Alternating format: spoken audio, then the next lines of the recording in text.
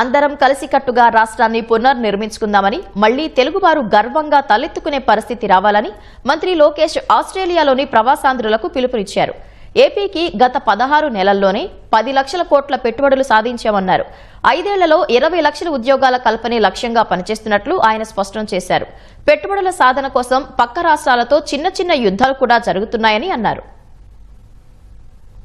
రాష్ట్రానికి పెట్టుబడులే లక్ష్యంగా ఆస్ట్రేలియా పర్యటనకు వెళ్లిన మంత్రి లోకేష్ కు ఘన స్వాగతం లభించింది.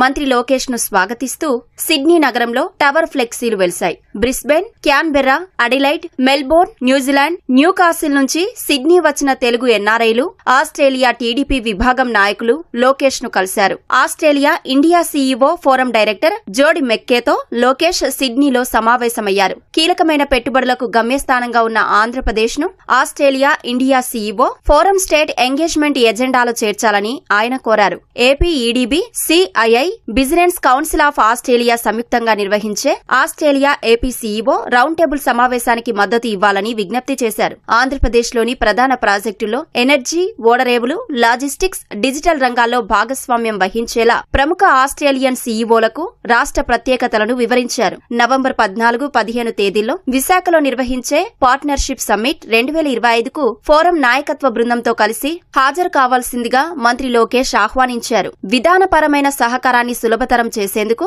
సిఐఐతో కలిసి పనిచేస్తున్నట్లు మేక్కే తెలిపారు.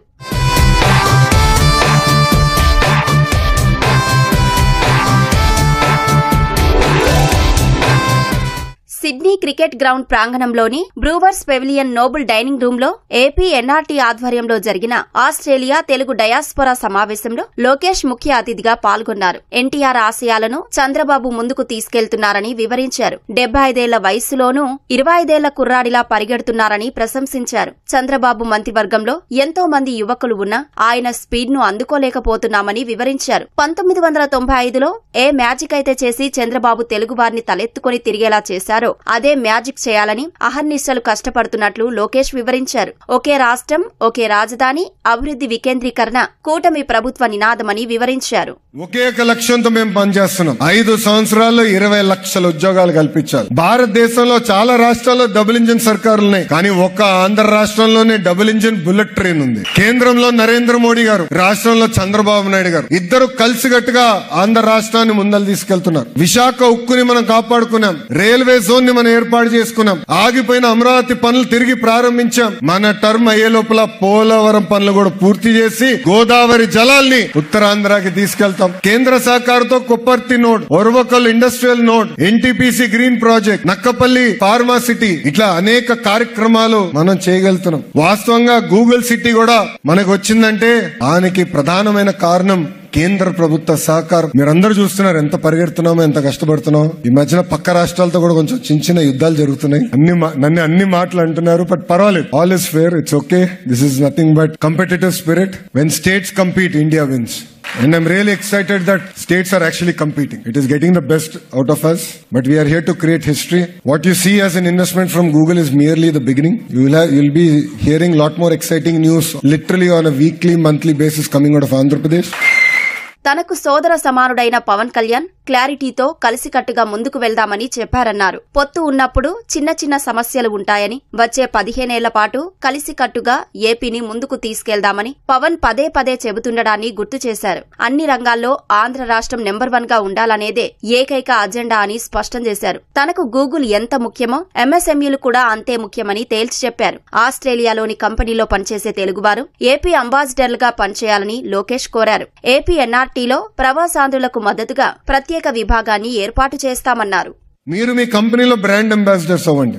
ఆంధ్ర రాష్ట్రం గురించి మాట్లాడండి. మీరు మాట్లాడితే మార్కెటింగ్ ఈజీ నాకన్నా, ఎందుకంటే మీరు కంపెనీలో ఉన్నవారు, మీరు కన్విన్స్ చేయగలుగుతారు. ఎవరినో ఒక కంపెనీ, మీరు పనిచేస్తున్న కంపెనీ భారతదేశంలో పెట్టుబడులు పెట్టాలని ఆలోచిస్తే ఇమీడియట్ గా మాకు తెలియజేయండి. ఆ డీల్ క్లోజ్ చేసే బాధ్యత మేము తీసుకుంటామని సభాముఖం తెలుపుతున్నాం. గడిచిన 5 సంవత్సరాలు మాతో కలిసికట్టుగా మీరందరూ పోరాడారు. మనం మన రాష్ట్రాన్ని కాపాడుకున్నాం. ఇప్పుడు కలిసికట్టుగా మన రాష్ట్రాన్ని మనం పునర్నిర్మాణం చేయాలి. We have to rebuild our state together. మేమందరూ ఒకే లక్ష్యంతో పనిచేస్తున్నాం. 180 బిలియన్ ఎకానమీ ఉన్న ఆంధ్ర రాష్ట్రాన్ని ఎట్లా $2.4 ట్రిలియన్ ఎకానమీ అవ్వాలి. దాంట్లో మీరు అందరూ భాగస్వామ్యం అవ్వాలి. అద్భుతమైన అవకాశాలు ఉంటాయి, బట్ నథింగ్ ఈజ్ ఈజీ. నా జీవిత ప్రయాణం చూస్తుంటే మీకు అర్థం ఉంటుంది. హైస్ ఉంటాయి, లోస్ ఉంటాయి, కానీ కష్టపడదాం. ఒక ఫోకస్ తో పనిచేద్దాం. 1 కాదు 2 కాదు 3 దెబ్బలు తగిలినా నిలబడదాం. మన రాష్ట్రాన్ని మనం నిర్మించుకుందాం అని ఈ సభాముఖంగా ఇక్కడ ఉన్న తెలుగు వాళ్ళందరూ నేను కోరుతున్నాను. ఈ ఎకనామిక్ గ్రోత్ స్టోరీలో మీరందరూ భాగస్వామ్యం అవ్వండి.